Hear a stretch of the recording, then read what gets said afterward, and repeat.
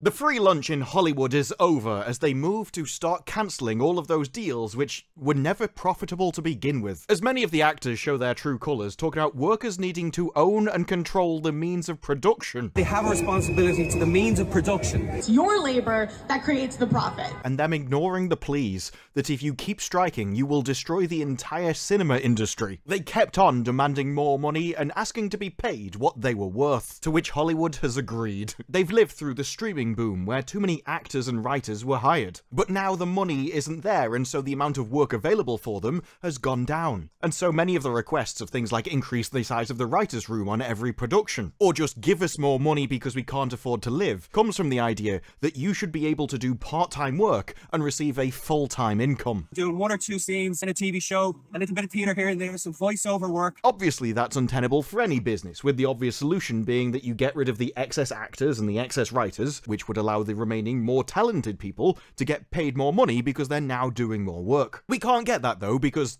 unions. Their power and wealth comes from their numbers, and so they don't want to let that go. But nothing strikes me as more funny as the successful actors who, in their own interview, say that I'm in the 0.000% of actors that are successful. At no point say everyone should just get paid the same amount of money. So we're here to support our brothers and sisters. Money is there. It's a drop in the ocean for the corporations. Got to break out the decimal points to see how blessed I've been. And so we're left with force majeure, terminating various contracts which the companies probably should never have signed in the first place, because the more you find out about them, the more insane they are. Starvation wages. That is the reality for too many laborers in this industry. We don't expect you to understand who we are. The force majeure clauses are options which allow the studios to kill agreements in the face of an act of God, which, if nothing else, calling the Writers Guild of America God, will at least be an equivalent compliment to their own ego. It's your labour that creates the profit. But it says, while many of these deals were suspended only a week into the strike, after 90 days,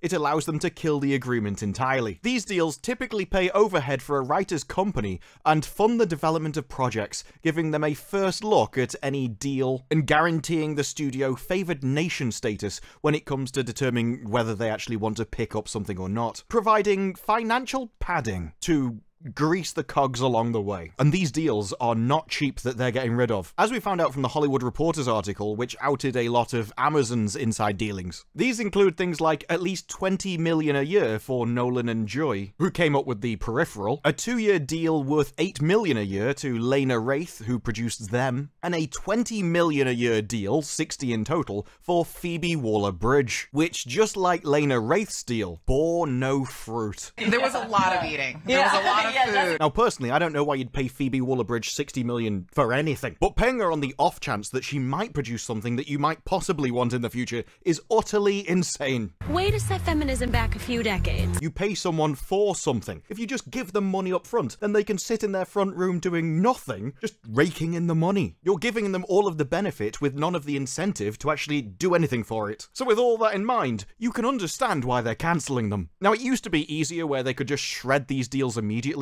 but now the top talent have safeguards in their contracts to protect against this. Much like golden parachute clauses, I'm not really sure how much of a top talent you are if you're writing into your contract things which means you've been fired. Generally, people who are going to do a good job assume you're not going to fire them. If you're entering a position going, oh, by the way, when you fire me, I want this, may I suggest that they're not planning to do very good work for you, as it just comes across as they're planning to get fired. And I mean, look, this is the creative industry that gave you this. I mean, I had no idea that the Marvels was going to have an 18+ rating, or do so well in Japan. But you have to give them credit, it's an original marketing strategy. And if you're thinking there's no way that's real, yes it is. Oh, yes it is. I don't actually know how it got signed off, but you know what the creatives are like if they're going on strike. It's not my problem anymore, mate. And this parachute is definitely something they've pulled off. The deals for major creators stipulate that their deals cannot be jettisoned unless the studio enacts the clause for all term contracts, which would lead to significantly less bloodshed than would have happened previously. So now studios are in a position where they would want to get rid of you, but because you've been hiring talentless idiots in your company for years, now they've entered your legal department and are signing contracts that never should have been signed in the first place. Did you take a stupid pill with your breakfast this morning, Admiral? I would be getting rid of anyone who thought this was a good idea, quite frankly. Business agreements only work when both sides feel they're getting value from it, and this isn't it? Getting paid like 20 million a year to do absolutely no work, and yet you can't be fired unless you go, well, you've got to fire the entire company then. Crazy. This means they can't cherry pick. There is no selective suspension or termination. They're making it so all the companies have to throw the baby out with the bathwater, which if nothing else is extremely Hollywood. But as far as the studios are concerned, they're not paying people now because they've suspended very big deals, and that is all they need, which is an excellent point. If you've got a deal which is suspended so you're not paying anyone anything, do you actually have that deal in the first place? You can just let the time run out, not renew it, and save a fortune. Worth bearing in mind, while you've got the bigger actors doing their long speeches about how this is important that we stand together, shoulder to shoulder. We are union through and through, all the way to the end. Will Smith coming out and vocalizing his support, and Ron Perlman running his mouth about the utter cruelty that they've inflicted on the writers and actors. You do have to wonder if all these incredibly rich celebrities are just standing shoulder to shoulder with the working pleb who's only getting paid $1,082 a day. Oh, the oppression. Then isn't it unusual that they've been lobbying for better contracts, but it's the big names which are shielded by better terms, and so if the studios want to save money, and they have to, it means that the cost savings are going to have to fall harder on the mid-range creatives with first looks and overalls, because they are the only ones that the studios can be selective about getting rid of the trash and keeping the good ones. It's worth pointing out as well that these mid-range deals are considered between $850,000 to $3 million a year. Mid-range. Have you lost your reptilian-ass mind? Oh, my poor oppressed writers. How do you expect me to live? I'm only making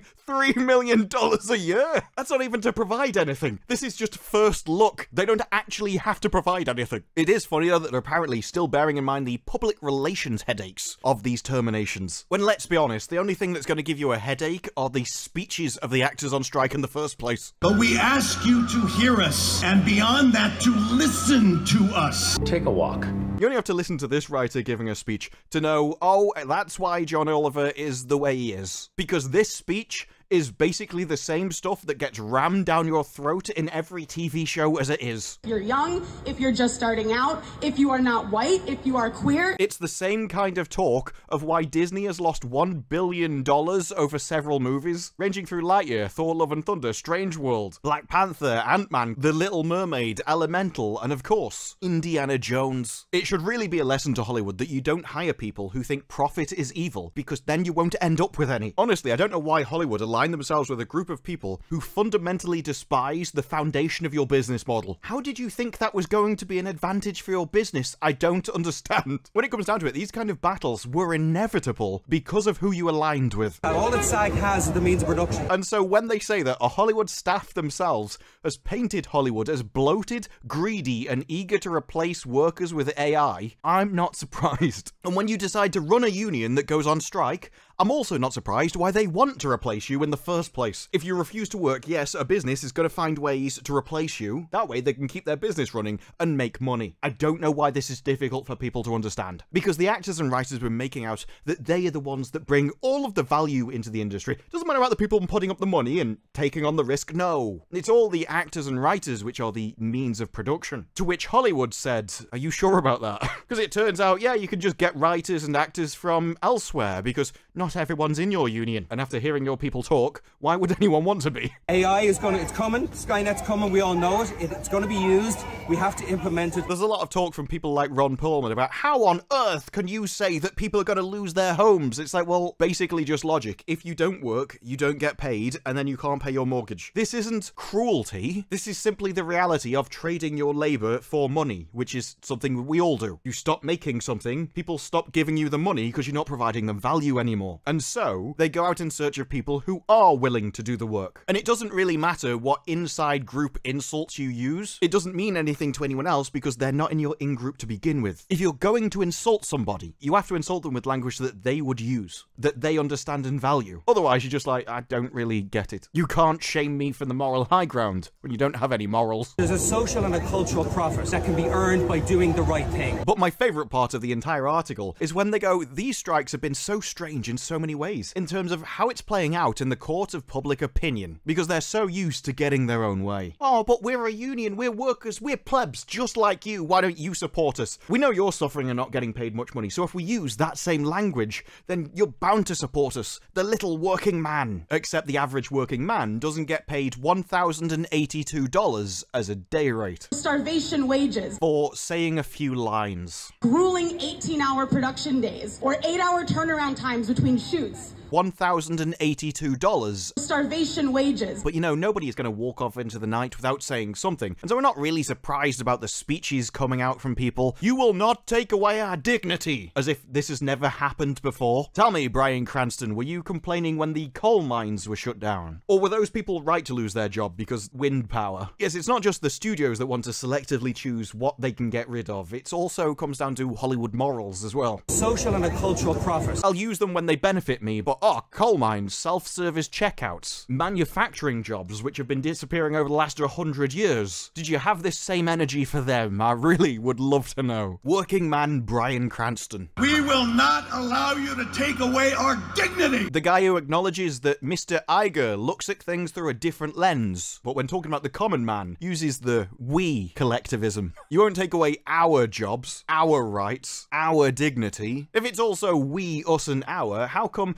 you've never suggested that your wages be pegged to everybody else's? It's alright for Mr. Iger, as you call him, to get less wages so that you could get more, but you're never willing to do that for the other actors that you're working alongside. You know, the hour. I can't help but noticing that this standing shoulder to shoulder only ever applies until it affects you. We don't expect you to understand who we are. And I have to say, his speech was more for morale than actually making sense when he goes, our jobs will not be taken away. To which all the studios just said, are you sure about that? Because during this time of existential crisis, One of existential importance. generated over AI, synthetic actors, which, while probably intended to be a bit hyperbolic and just drum up some more drama, it might actually be true, as SAG-AFTRA went back and said, oh, we're ready to start bargaining again, and the studios just said no. Probably partly so they could get rid of all the deals that they don't want, but also because they know that there is no meeting in the middle of this, as Disney and others have started to hire AI positions to push the limits of what AI tools can create and understand the difference between data, designer, writer, or artist. They're going for the whole suite of jobs here. And while the base salary on offer was 180 grand a year, and that sounds like a lot, but when it has the potential to replace somebody who's making $20 million a year and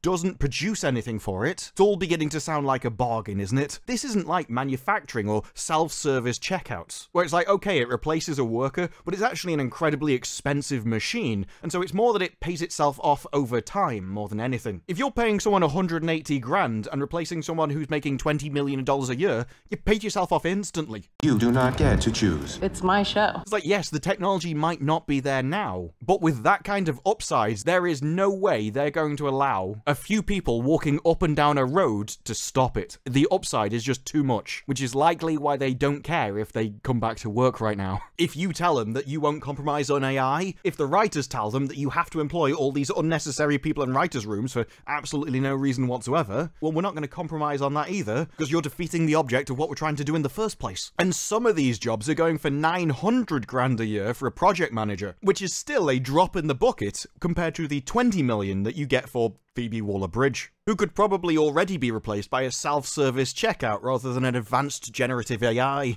They'll never know what you sacrificed for them. And the actors are in full force of studios taking their likenesses or voices. And while Clark Gregg had some reasonable responses about it, because although Deadline is saying, yes, he said you can't turn me into megabytes of information to use whenever and ever you want, he wasn't actually against it. I'm open to new technologies. I'm often excited by them. If you listen to the entire thing, it's like, okay, I understand AI is coming, it's new technology. I don't believe the technology is inherently bad. But it's not that he wants to get rid of it completely, he'd just be like, well, if you're using my face, I should get paid. That's not the nature of a partnership with an artist. But then you're like, okay, but why does it need to be your face. Because at the moment, Clark Gregg is getting paid because he's a talented actor. And I do like him as an actor. But if you get to a world where the AI is doing all of the acting, why would you be needed at all? At that point, it's the AI doing all the talented bit. All it needs is somebody's face and voice, which, yes, could be yours, could be the voice of an actor, or could just be a random person off the street. Do you honestly think if you went down the street and said, I will give you $2,000 for a day, and then you just get used in a load of movies afterwards, do you think they wouldn't accept it? Because with an AI, they don't even need to know how to act. They've just got to look the part. And getting paid $2,000 to get scanned into a machine in a couple of hours, there's a lot of people that would take that deal. That alone makes actors redundant. So I'm not sure you have the leverage asking for residuals that you even think you do in this regard. But you would think if this is so important, that Hollywood would shut down for 90 days just so they could close all the terrible deals, with people calling it an existential crisis. All the actors and all the writers in Hollywood would come together and put forward their strongest points, their best people to hammer it home, to win over the public. But they've not been sending their best. This is the best you can do. Then I think you have an existential crisis, alright, but it's of talent. Because this has been the first time that I've seen Will Smith in a while, and since the Oscars, it does seem like his career has drastically gone downhill, because as you can see on the page, this seems to be the best kind of films which are available to him now. It's on the screen, I can't even say it out loud, but if you are listening, let's just say the back end of the film industry. And it did make me laugh when he said, I've had a great career, but now I feel like I'm on borrowed time. It's like you really should have thought that through before you were walking up the stage to slap somebody around the face. Like, yeah, take my Skynet out of your mouth. But no, the general message of the actors, it doesn't even make sense as a cohesive unit. Nobody's planning any of this stuff. We've got Sarah Silverman coming forwards, of all people, who's decided to attack actors working under their own union's indie interim agreements and started calling them scabs, even though they're not crossing any picket line, because they were specifically allowed to. And you know, normally I wouldn't be that bothered about this, but I am, because it's making me do something absolutely horrific. It's made me side with Mark Ruffalo, because Mark Ruffalo was all about, oh, we should jump into indies now, set up something outside Hollywood so we've got competition and therefore leverage. I mean, it is a good idea, it's just not something I think he's ever gonna do. If he wanted to fund some movies, he could. If he wanted to act in some movies for free to get that industry off the ground, he could. As far as I know, he hasn't. But you really need to make your minds up as a union. Are you against indie actors working or for them? That's how you get Sarah Silverman coming out and essentially attacking her own union. Can somebody explain to me what I'm not understanding? I'm gonna have to stop it there, love. I simply don't have the time. And it seems what it came down to is the fact that she got offered to do indie movies, she and her friend said no, but some other people said yes, and now she's annoyed. Now imagine if you had to negotiate your own pay based off your terms and value you bring as a person. Suddenly, everybody's problems go away. Strange how that works, isn't it? And the thing is, she does say that a lot of these are going to go to streaming, and says her hope is that mid-range indie movie renaissance might happen, which is essentially my position. But she seems to get really annoyed about things getting sold to streamers rather than going into the cinemas. Like, does it matter? You get paid to do a job, you do a job, that's it. The distribution should be entirely irrelevant to you. That's not what you're supposed to be getting paid for. But actors and writers coming at this with various different arguments that contradict each other, maybe why you can't get the public opinion on side. By attempting to win everyone over with the bigger names, all you've ended up with is making them look like hypocrites. Because you've got people going, well, I've had an incredible career, but 80% of my union doesn't, and so I'm standing alongside them. I'm not going to take a pay decrease. I'm not going to say that our wages should be lowered and theirs raised so we all earn the same money. I just want them to get more, as long as it doesn't hurt me. Ed Cranston come out in his speech and tell us that Hollywood want to step back in time, which might be the most based Hollywood has ever been. Probably the first time in their lives. But he's coming like, we cannot and will not do that. Dude, you do realize that the studios want to replace you with generative AI. That's literally what you're talking about in the first half of your speech. You even say yourself that we're not in the same business model as 10 years ago and accuse them of wanting to stay in the past. We can't stay in the past. We cannot and will not do that. Oh, you want to be replaced by AI then? No, don't do that. I want to stay in the past. I want to stay in the old business model of 10 years ago, while also claiming to want to progress into the future. Look, I said some people aren't sending their best because they're contradicting other actors. Cranston just contradicts himself. We won't move into the future and be replaced by that new AI. Hollywood, we can't go back in time. We must move into the future. Then you've got Liza coming forwards and saying, we deliver in high numbers, in major numbers, so So where is her money? You do deliver in high numbers, it's just, I don't know if you've noticed, they're in red with a negative sign in front of them. That's where your money is. If anything, you should owe your company's money. How about we tie your residuals to profit rather than gross income? And if it loses money, then you own the company money because you're the ones that created it. It's your labor that creates the profit. You're the means of production, after all. But none of these people could compete with the absolute pure 24-karat gold of Ron Perlman. This is a guy who comes out and talks about the cruelty of Hollywood. Don't you understand? You're not coming to the bargaining table. I mean, yes, we do have demands about the minimum amount of writers and not allowing AI, and we're not going to move on them. But how dare you not move on them and agree with us in the first place? That is cruel. There's nothing civil about that. That's a threat to people's well-being. Which is an interesting choice of words, isn't it? He dares talk about people being cruel, not civil, and giving out threats, when this is really one of those how it started versus how it's going kind of moments. Ron Perlman threatened studio executive in Rant, talking about how there's many ways that one can lose a house when people work out where you live. And especially when he talks about you earning $27 million a year for creating nothing. And it had recently come out that Disney CEO earns $27 million a year. Yeah, I couldn't possibly imagine who he's referring to with that one. But there are major talents in Hollywood, the best and the brightest, the most creative people around. That's how you get comments like Seth Rogen hasn't worked on a Marvel or DC film yet due to fear of the process, before saying, I know nothing about the process. I won't work there because I'm scared of the process that I know nothing about. If that's the best and the brightest, that low quality content really coming into focus now, isn't it? All the talk about standing shoulder to shoulder with the common plebs doesn't work if you just donate a bunch of water bottles. Are you gonna go down to the picket line for a day, Jason? Nah, just send Dave down to Walmart. Literally the lowest amount of effort possible, or at least I thought so, because it got worse. Turns out that he didn't just buy a load of water from a store and ship it to him. It's from his own water company, so it won't just be a business expense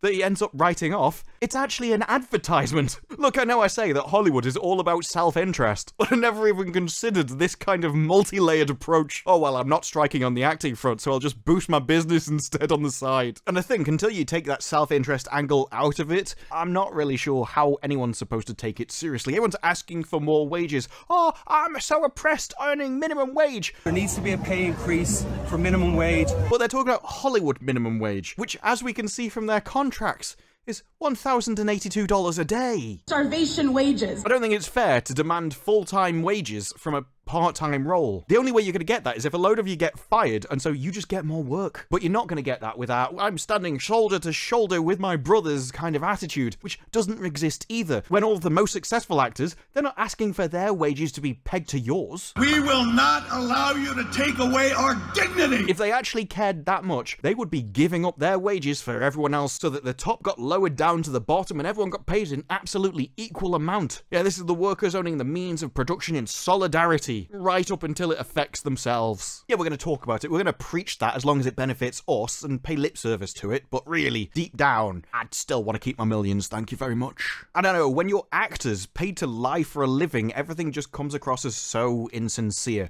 And when you're paid so much anyway, starvation wages, it's very hard to get the average person in the street on your side in the first place, let alone when you've spent years preaching to them and not giving them good content that entertain them in the first place. They already weren't on your side, and now you're complaining at them when you're earning multiple times what they do in a day. Look, if you're only getting 3 gigs a year for a week each, maybe do something else in the other time. This isn't absurd or strange logic for anyone else in the universe, but it is in Hollywood, which might be one of the reasons why they can't create decent content in the first place. Because even when they're on strike, they can't actually write a decent speech which appeals to the average person. If you're young, if you're just starting out, if you are not white. So how are they going to write something that could ever entertain the average person? If you're someone who doesn't like profit in business, then the business is doomed to fail, and you're going to be the one driving it into the floor. So at this point, I'm not really sure if you should be demanding more money or just thanking your lucky stars that you're getting paid so much to do so little work in the first place. But those are just my thoughts. What are yours? Let me know down in the comments below. Like the video if you like the video. Subscribe for more videos like this in the future, and I will see you in the next one.